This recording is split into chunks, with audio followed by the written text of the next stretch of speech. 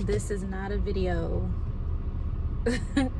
where I'm all made up, my hair's done, and makeup, lashes, lipstick. Today is not that day. Not at all.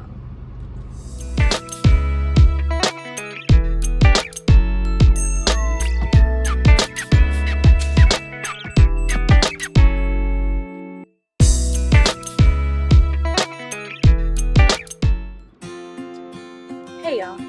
So today has been an emotional day for me. As I was completing a home buyer's course training as part of our requirements for our home loan, I start thinking about my dad, of course, because those adult things like that, as big as mortgage and renting and home buying and all those kind of things, those are things that I would call and talk to my dad about, just to get his advice, his stories, his experiences, just to tell him so he knew, about those big things that, was going on in my life. And I couldn't call him today. And that really hurt. That really made me sad.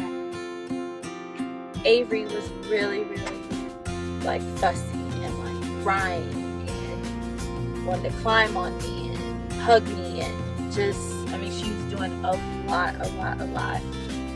And with feelings of grief and feeling intense sadness and really not wanting to be bothered, I felt myself getting angry. I felt myself getting overwhelmed. I felt my chest closing up because, I'm anxious and I just feel all these emotions rushing. And before I snapped, before I snatched her up, before, I just go off and start yelling and whatever, I put her shoes on and we got in the car. And so we're going for a drive right now. It's raining outside. It looks like she done fell asleep. and so this is what I have to do right now in order to cope with how I'm feeling and to cope with the grief and to cope with being a mother at the same time. I'm having all of these feelings of grief and just feeling really overwhelmed. And I miss my dad a lot today.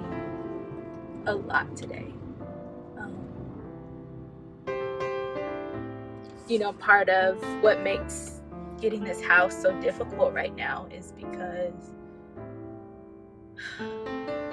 my dad knew that we bought the lot, but he never saw the selections of the flooring and the carpet and the countertops. He never saw those things. He died before I could show him, before I could tell him, that we even had completed it. And it hurts so bad that he's not going to be able to see it, that he died without knowing that we had even gotten that far in the process. He would always joke and say that whenever we got our house or, wherever we lived, he said, I'm going to come to your house and I'm going to come in and eat your food and leave your TV on and leave your lights on. And I would just laugh and just be like, yeah, whatever. But now I wish so badly that he would actually be able to do that. That I would be able to invite him into my home. And just so that he could see, the home that we've built and, that we have for our family. And I don't get that chance. I don't get that today. And that is so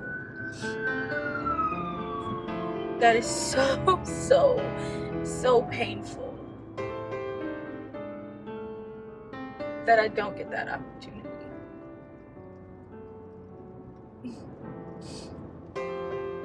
I told y'all that I was gonna, share with you my life and my experiences.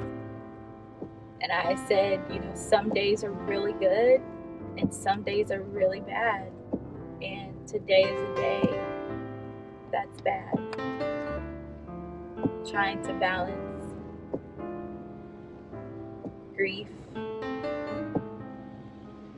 life, and trying to balance motherhood, and trying to cope with all of those things and all of those emotions and all of those things pulling on you at one time.